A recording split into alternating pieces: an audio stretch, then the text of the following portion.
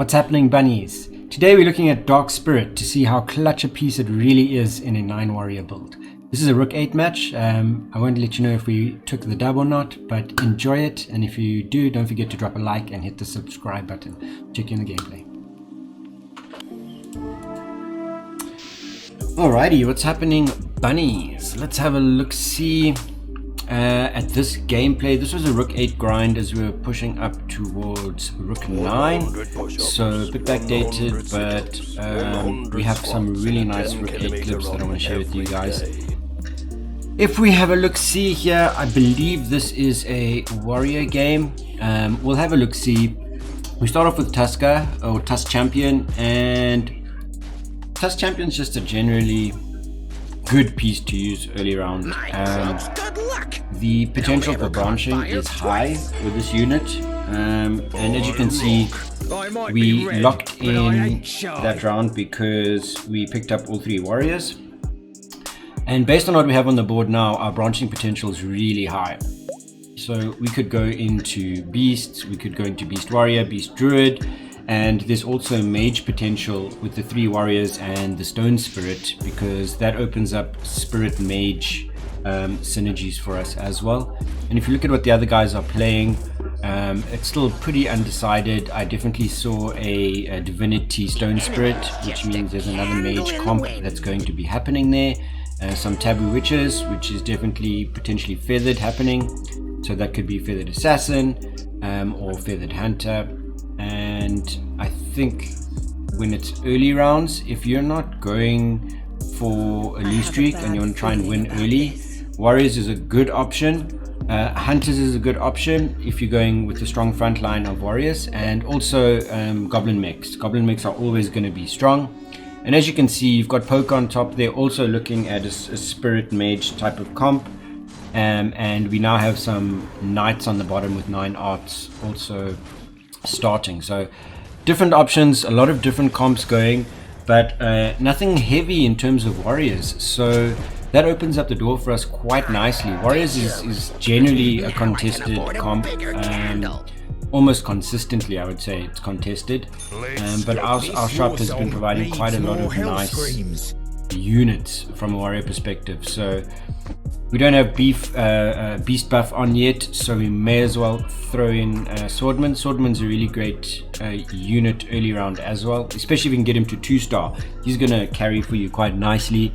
And Stone Spirit's fine. He's not a good or great unit. If you're not going into mages, the Tusk Champion's definitely better. His attack speed is much faster than the Stone Spirit, so I'd rather put him on in place of the Stone Spirit. And we start hopefully to move towards a win streak, which is our end goal ultimately. The enemy's just a candle in the wind. What's nice with warriors as well is you could be pushing a 9 warrior comp, but if you don't get all 9 warriors and you only manage to get to sort of the 6th level, and you will definitely get 6 warriors in the shop. There's an abundance of different warriors for you to choose from, so getting to 6 warriors is definitely doable. So if you don't get to the 9 warriors, you can go 6 warriors and start adding in other synergies like beast, and potentially even going into a mage type comp if you get only 3 warriors. So the options are quite open. There's hunter synergies as well that you can look at to mix in with your warriors, and so warriors is quite nice to use early rounds, and pushing 9 warriors is always doable because there are so many alternatives along the way if you are not making it in that direction. And I think that's why in this instance that's the decision that I make to go that synergy. You can see I already added Egasis in here, just to give me a bit of backline energy there, and DPS. But now that we get the 2-star stone, it's now better to have that on instead of the Tusk. I put on the water spirit, and the reason I do that is there's a gap obviously between 3 synergy and 6 synergy on warriors. So whilst you're in that gap, it doesn't help trying to just have only warriors.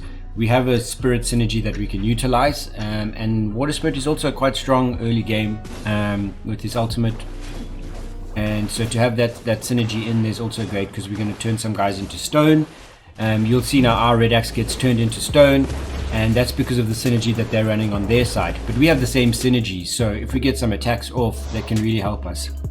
And it performs well, so you can see that we so far are doing a good job in terms of maintaining our win strat, and that's what matters at this stage of the game.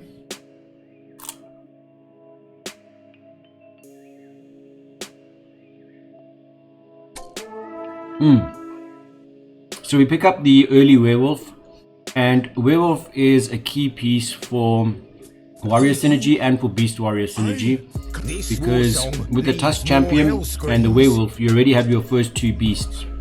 Then all you need is a razor claw and one other beast, which you can decide on as the game progresses. We do have a Lord of Sand here as well. I'm not sure if I pick it up.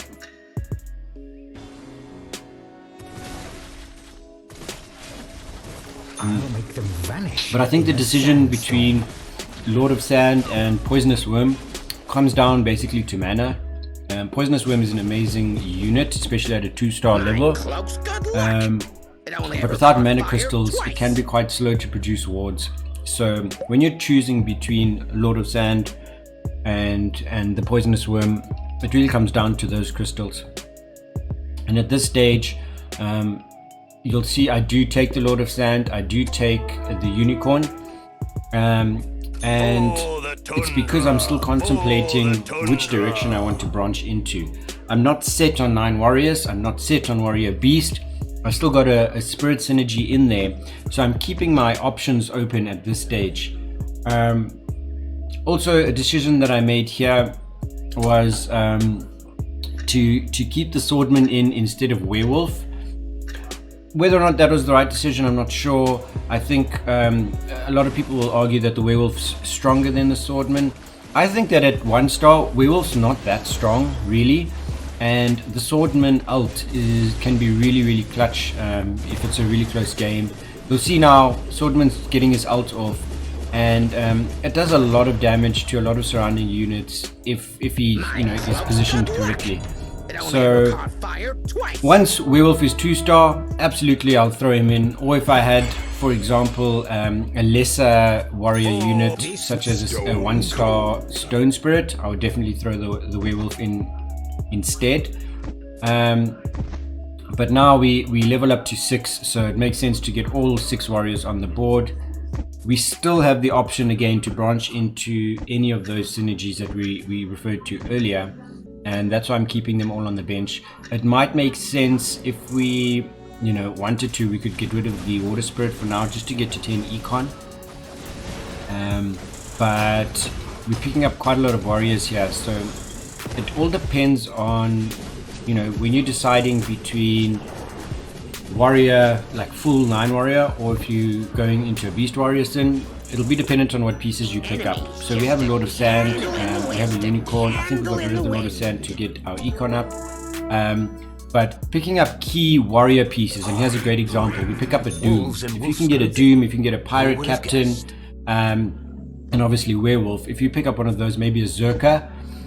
If you pick up one of those and potentially maybe 2 of those, it definitely sort of directs you more into the 9 warrior build. Whereas if I picked up an early Razor Claw, I might then look into going Beast Warrior instead of Full Warrior.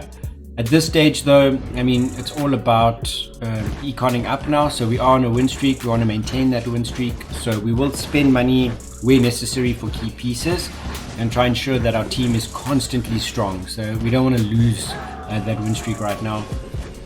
But at the same time, it gives us an opportunity to earn extra economy and build up to 50 really quickly. We also can focus well on leveling up because our economy is high, and we want to make sure that we get to our level 7 within the teens so that we can hit 8 by 21. That's kind of the idea here. We do pick up the 2-star werewolf as well, so that's good news for us, and that means our spawns, our werewolves that we spawn are actually going to be worthwhile and strong. And it's quite a clutch unit at this stage of the game. At round 11 to have a 2-star werewolf is great news for us. And you can see our warrior comp is now getting much stronger. Having the Doom in there also, absolute win. Doom's DPS is always solid. You can see he's a 1-star unit, but if you look on the board, his DPS is the highest at a 1-star. And considering we have 2-star Werewolf in there as well, it just goes to show how powerful the Doom is. So always a very good piece to have in any warrior comp.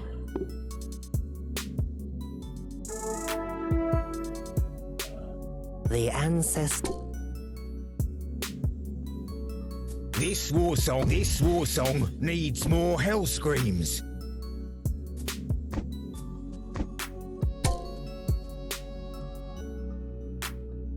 We're definitely contemplating picking up the Werewolf there, but I think the idea was to maintain our econ above 30. So we also need to play against Player. You can see that Player, and we're actually up against him now. Player's on a solid win streak as well, and he's in second position, so he's definitely going to have a tough comp to come up against. And so this becomes a key match for us, because this can be the make or break in terms of whether we maintain our streak. But as you can see, our team is substantially stronger, and in fact we Never caught fire twice.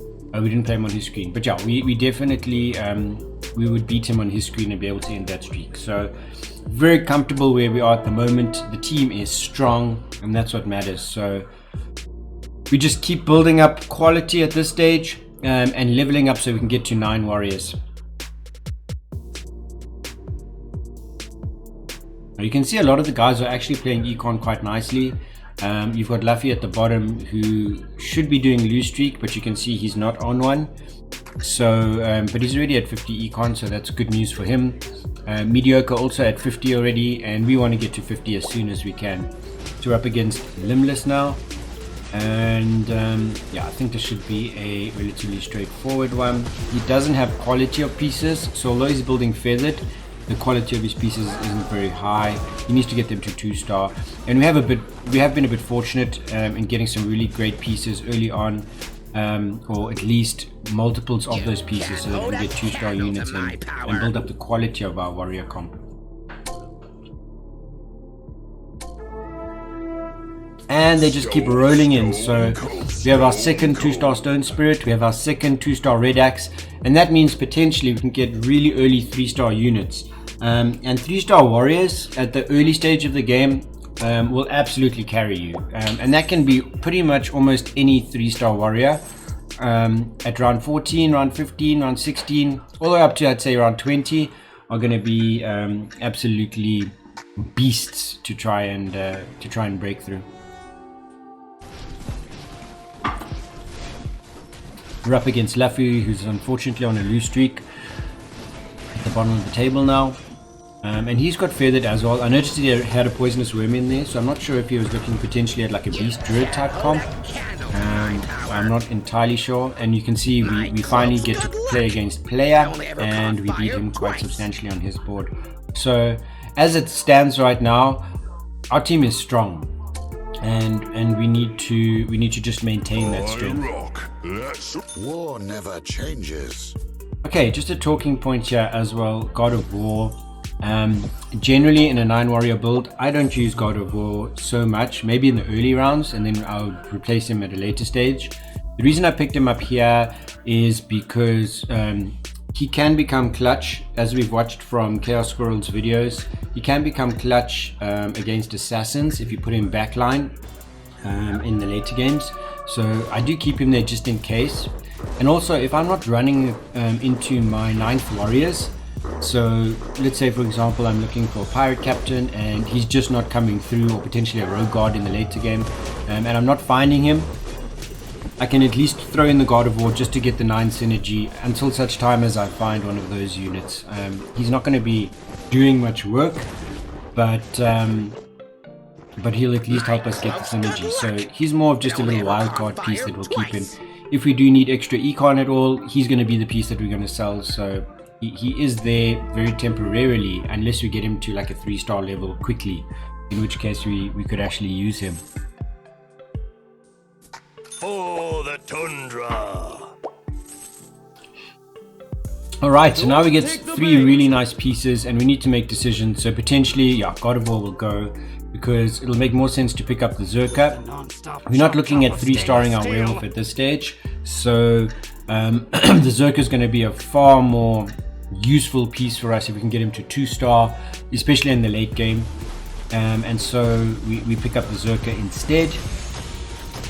And as you can see, we're really close to getting 3-star units on the board, and that's going to be an absolute win for us.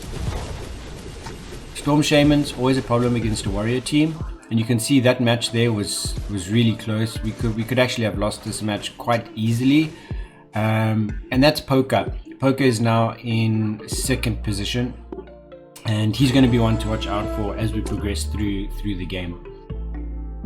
We pick up another stone, and this is where things become tricky. Luckily, we do have a 6-7 on the board, which means we can open up a space there using the Zerka, and we can actually level up, spend a bit of cash, and put in our players. The other important thing to realize, which I learned the hard way, is to not be too greedy with your economy. When you're sitting on full HP, you haven't lost a match, it's, you know, reaching around 20. You know that around 20 people are going to be leveling to level 8, which means their teams can become much stronger and you can potentially lose. Just because you're on a winning streak doesn't mean you must become stagnant and just allow your team to stay the way they are. Just keep rolling and rolling your level up. It's important to focus on getting the quality of your pieces as high as you can, as quickly as you can, so that you maintain that win streak. What I did was I became a bit complacent and greedy with my money, and I wanted it to just increase and increase, so I just kept it at 50 the whole time. And then I wasn't leveling up any pieces. My bench was becoming full. As you can see now, I had to give up on Abyssal just so that I could try and build up my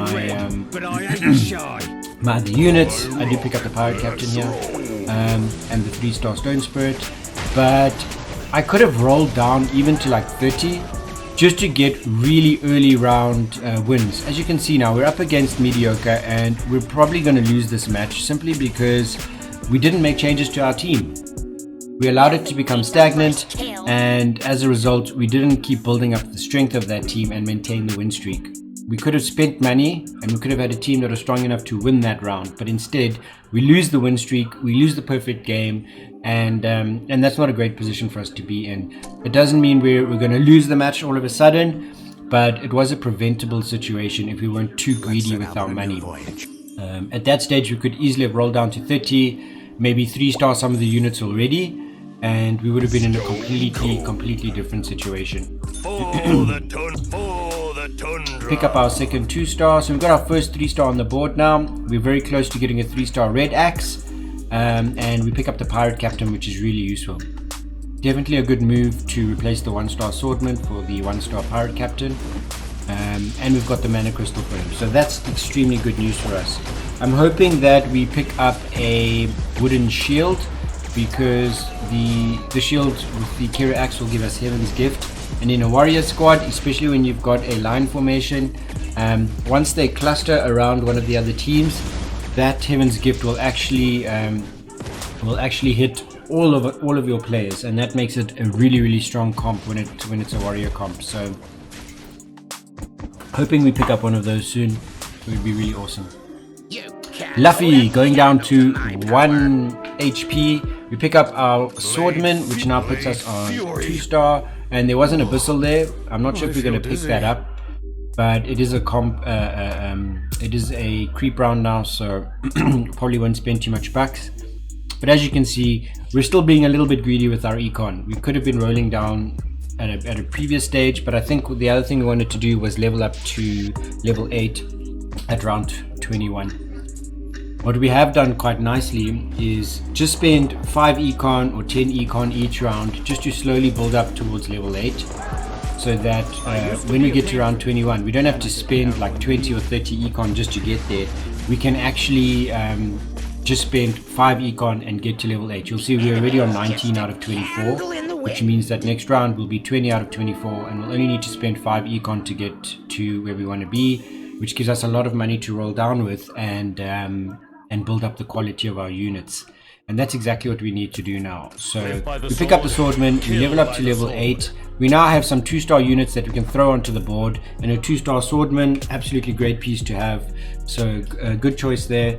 And now we should be, after we're done, maybe next round, after we put on all these items, we want to start rolling down and picking up the quality of our units.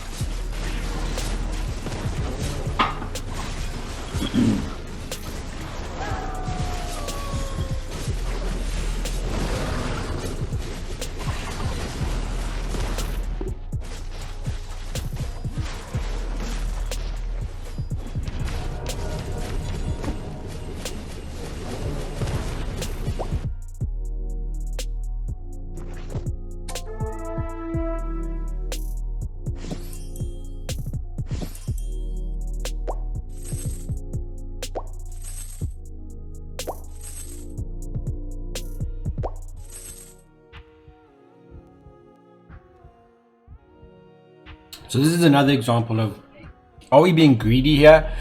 We could pick up the Zerka. It does put us below 50 econ, but realistically, is that such a big deal? We could even roll down to 40 or 30 and actually maybe get a 2-star Berserker. And that's a game changer for us. The 2-star Berserker is really strong. We have the Pirate Captain and the Doom at 1-star, and we could be 2-starring them if we weren't too greedy with our money. We do have Pokos on a win streak, and it's a big win streak, so we do want to be aware and careful of that. But it doesn't mean that we can't spend some of our money. If we're on a win streak, which we are now, we only lost that one match. It does look like we might lose this match though. This is against Limbless, who we were beating earlier, but they are on in a tough spot in terms of the overall game, with their econ and their HP being so low. But in this position, yeah, we could have prevented again losses like that just by rolling down and picking up the pieces that we needed to and building our squad. As you can see, we're now below 80 HP, which is still okay. At this stage, it's still a really healthy place to be compared to the rest of the lobby. But we could absolutely still have been on 100% if we played our econ a little bit better. There's one thing to try and build up econ, but you also need to know when to spend it. And I think maybe here, spending was not done quite as well as it should have been. Okay, we soup up our Pirate Captain a little bit with some items, and you can see the lobbies are getting far more difficult. We're not winning by as much as we were in previous rounds, and and that's what you need to watch out for. You need to have a look at how you are performing against the other teams and how close the matches are. Look at this match. This is an extremely close match. I think we will maybe even lose this match. Yeah, we do, because of the Whisperseer's spawns. But when you notice that that's happening on other people's boards, you know you need to make a change, and we have enough econ to be doing that. So not to push on this message too much, but make sure you spend your econ wisely when you need to. That doesn't help you have 50 econ in the bank but you're losing all your matches, right? Spend the money where you need to. We do need to level to level 9 sometime, because we're running a 9 warrior synergy, so we do need to level up there. But as you can see, next round we're on 1632, which means that we're on curve to roll, and it's only going to cost us 20 bucks to do so. Which means if we wait this round and get to 60 econ, next round we can spend the 20 and actually get to level 9, and we still have 40 econ then that we can use to roll down and get number 1 a 9th warrior, and number 2 some more level 3s.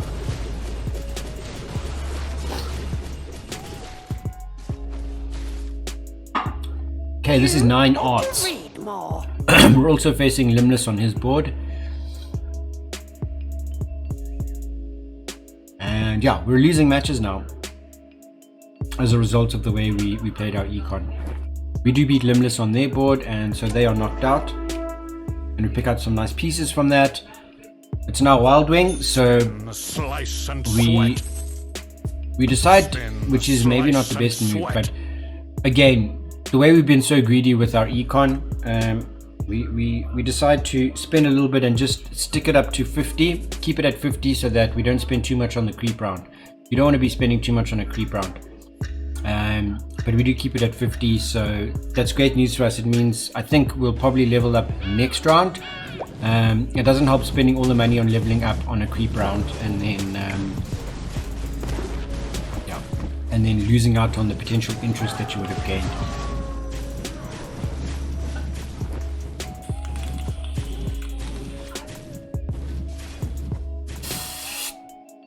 No problems with the Wild Wings. Generally, I actually reposition for Wild Wings, but I think the team is at a strong enough state. Didn't need to do much repositioning with a warrior squad like this. So. Not too phased. We pick up the strange egg. We got to pick it up, and I'm not sure if we keep it. I think we're now deciding what we want to do.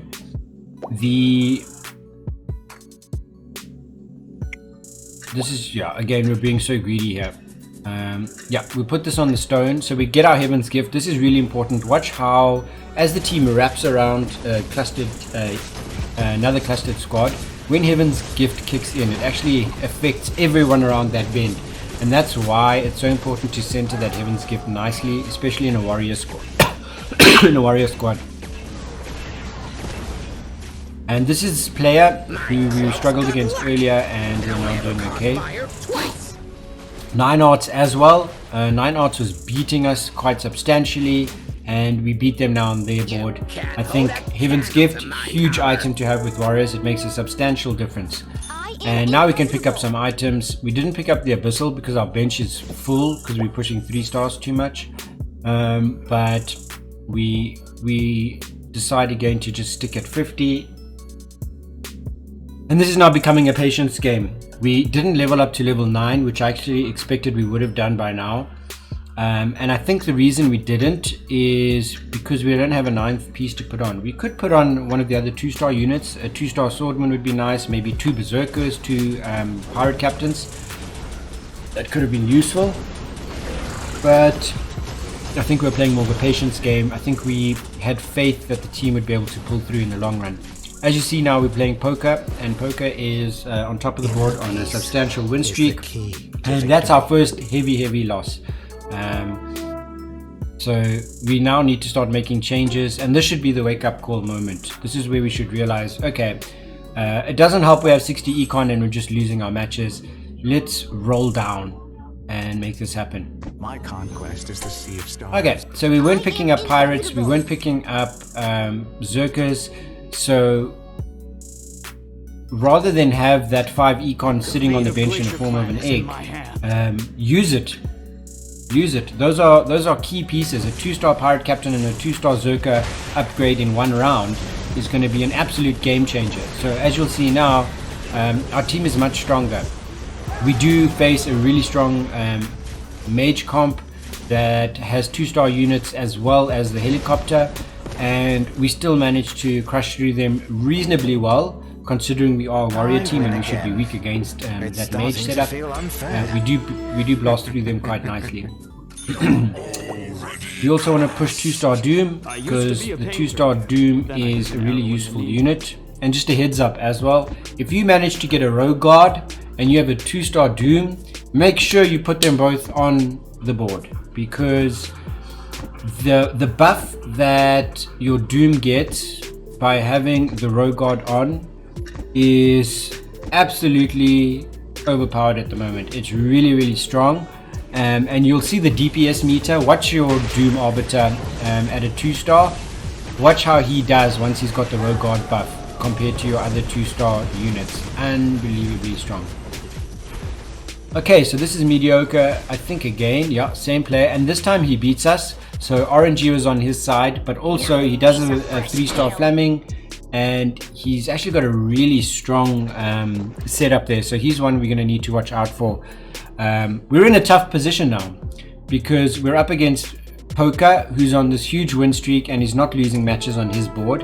And the only other player we're up against is beating us with the mage comp. So we need to make changes, and we need to make them fast. Again, this is where spending your econ is so important. We're sitting on over 60 econ at that stage, and instead of rolling down and leveling up, which is what we finally decided to do, we became stagnant, and that allowed us to get into a position where we weren't winning matches.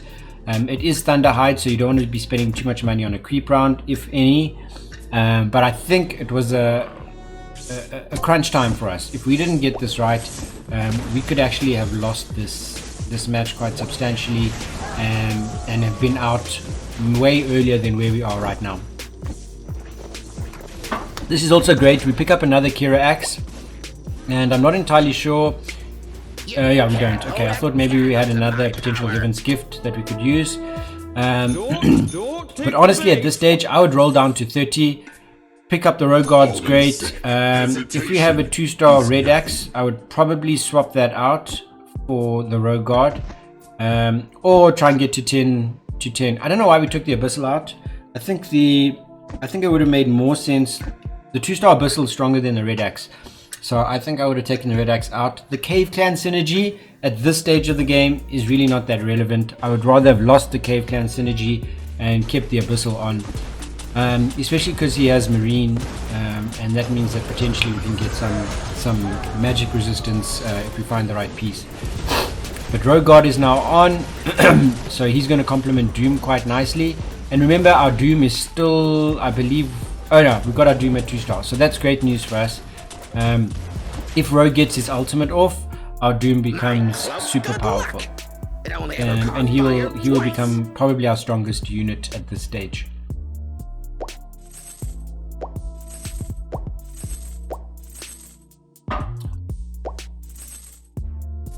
I used to be a painter. Welcome to the Marine. Okay, so climbing to a potential 3-star red Axe Chief and a potential 3-star Abyssal. It's good news for us.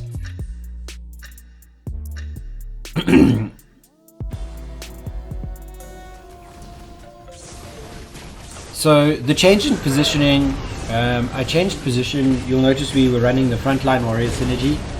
Against mages, it wasn't working out because my team would basically wrap around the mage team that's sitting in the corner, and once they do that, all the crowd control, sort of AoE damage, all the nuke stuff would actually just kill my team once off. So I was positioning diagonally opposite to them to try and make the mage team spread out a little bit and protect some of my warriors at the back line. They're still going to be super strong against me, and that's unfortunate, but that's the nature of the game. Here's where APM becomes so important. We really picked up all units that we needed. We couldn't sell any of them, and if we didn't just roll quickly, we wouldn't have picked up the Red Axe Chief to open up space on our bench and keep those units. A 2-star Rogue Guard would be absolutely clutch for us here. If we could get a Mana Crystal, that would also help for the Rogue Guard, because it means that our Doom becomes super powerful. If Rogue Guard doesn't get his ult off, Doom's not as powerful as he should be. So you really want to empower your Doom with the Rogue Guard. So we do have 4 warriors left here, but this 3-star Lightning Blade is going to be a problem for us.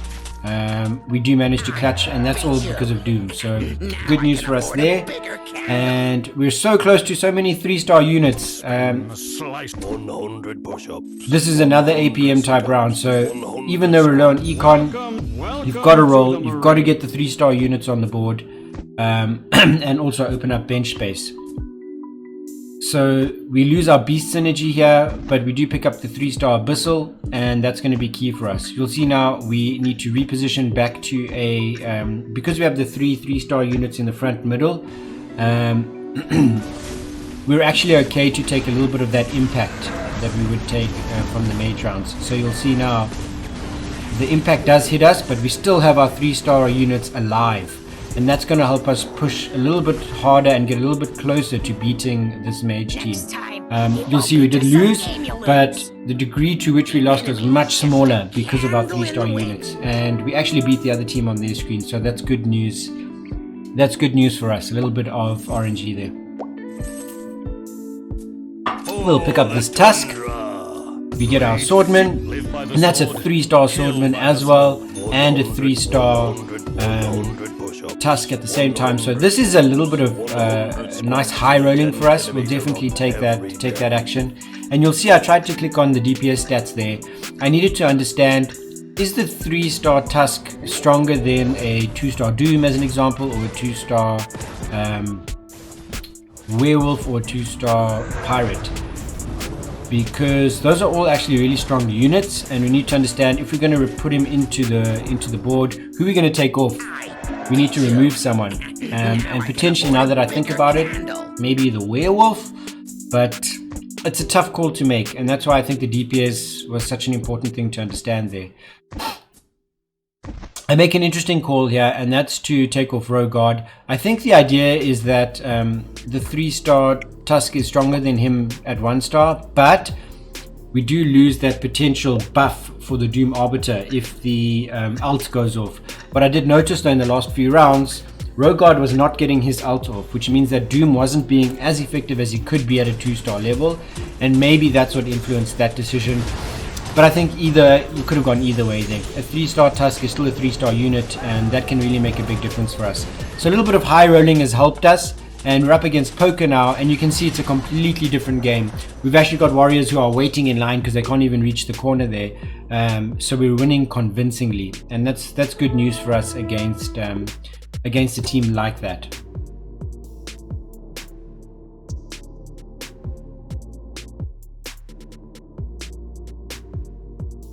Yeah, I think the high roll really helped us. We were definitely going to lose against this sort of Glacier Knight team that we're up against, and this Mage team. Having 5 3-star warriors on your board, plus having all 3 of your really strong guys, your Doom, your Berserker, and your Pirate, and Rogard. I mean, that's just, you know, really lucky as well. So really happy that we managed to pick those units up.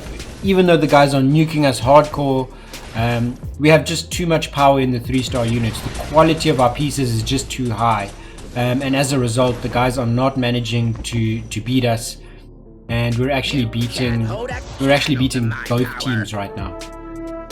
So this is the Glacier Warrior team, Glacier Knight team I was talking about. They do have their Storm Shaman in, and that can be also a troubling thing to have in for if you're playing warriors. But our quality is really high at the moment, and if we do pick up this 2-star Rogard, sure, it would be tough to decide who do we take out. Maybe the Werewolf. The problem is we are getting the Beast buff synergy across all our units, so taking the Werewolf off means we lose that, but it might be worth it just to soup up that Doom, and also to have the 2-star Rogard, who's going to become a much stronger unit now that he's 2-star. Mediocre falls out, and it's basically us against Poker now, and we win against Poker here, so that's all good. We pick up a Kira Axe as well, which means potentially we have 2 Heaven's Gifts, and that'll be very useful for us as well. Look at our econ, right? We're sitting on 41 still, so we do have the potential to level up here to level 10, and I think that's what we're doing right now. So we're actually leveling up to level 10, and that means we can have the best of both worlds. We don't have to decide who to take in or put out. We can actually soup up our Rogard. I would have actually put the Magicka staff maybe on Rogard, and I think we're deciding whether or not to put it on him or on Pirate, and I think we put it on Pirate. Okay, so that's still okay. Pirate is still a super strong unit at this stage. If we had a 2-star Rogard, I think we would have put the staff on him instead. But this team is still strong, and as you can see, although we looks like we might be winning this, it is a close match. Another thing to notice is the positioning here is quite important. The Knight team, you can see we actually, I thought we were going to lose on this board.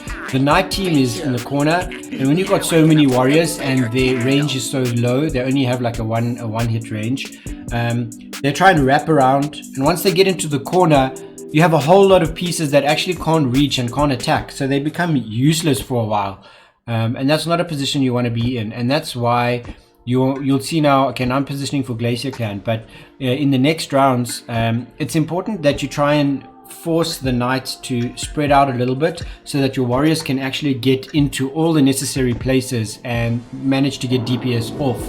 then there's nothing worse than having 9 units and only 3 of them are able to attack at one point in time because the unit is stuck in a corner somewhere. So just something to be aware of.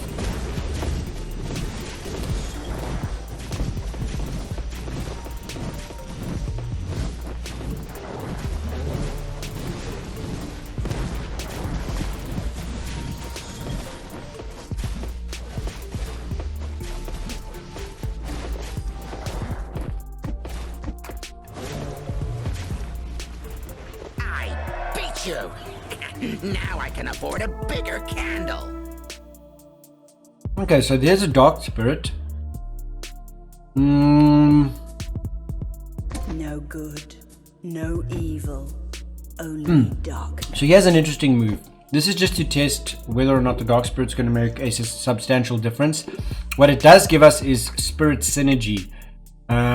We also have some really great items that we can be using here. So let's see what impact the dark spirit has, and this is a 1-star dark spirit, so not extremely high, but I'm hoping that because the team that we're up against is clustered in a corner, the dark spirit ultimate is going to have a heavy impact on them. It doesn't matter who dark spirit targets, it's going to basically hit the whole team. And look at the difference that made. Look at Dark Spirit's DPS at a 1-star level compared to Rogue Guard. A huge difference, and I actually think that Dark Spirit was a game changer there. The matches were pretty close, and with a couple of upgrades we could have actually turned onto the losing side there, but I think that Dark Spirit has changed everything, because you've got a team that's clustered in the corner, that being the Dragons. The Glacier Knight team being stuck in a corner, and you'll notice I don't use the egg on Rogue Guard just there.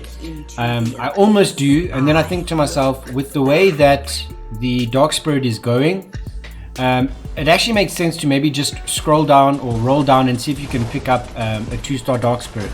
And now that the 2-star Dark Spirit is in play, the game is going to take a completely different turn. I do think, I mean, it was silenced at the beginning there, but now that it's managed to get its ult off, this team is way too strong. Way too strong, and we're now actually not just beating him, but we're thrashing him. It's a substantial win here. So any team that is clustered and that basically works in sort of a box shape in terms of their positioning, Dark Spirit is going to be an absolutely clutch piece, far more than having Rogue Guard in this example. Watch again the DPS meter here. We're now on our 5-win streak, so it has been an absolutely clutch piece for us. You'll notice what's happened here is the team has spread out, and so when Dark Spirit gets the ult off, I don't even know if she does. Yeah, look at that. She ults actually on the Storm Shaman. And I think that's unfortunate, but our team is still strong enough that we're going to take the match anyway. So we do pick that one up. There was a stage where I was a bit nervous, where we were actually losing matches, and I thought we would never be able to overcome the mage teams, the mediocre who came in 3rd there. But it was really nice high roll, really nice pieces that we managed to pick up, and also the Dark Spirit. The Dark Spirit absolutely clutched that match for us. So I do hope you guys enjoyed that. We'll have a quick look at the synergies as well to see what happened here in terms of the post-match stats. But I thought it was a great game. I know it's Warriors and everyone's like, oh, Warriors. But as you can see, it doesn't matter what strat you're playing against, Warriors can actually really work. So we did have some nice 3-star units, but I mean our value was high and our gold was high. So altogether, I think it was a good strat and I enjoyed the match. So I hope you guys did as well. If you did, don't forget to drop a like and a subscribe. We're really appreciating the support, and the channel's growing really nicely. So thank you guys, and we will catch you in the next one. Enjoy.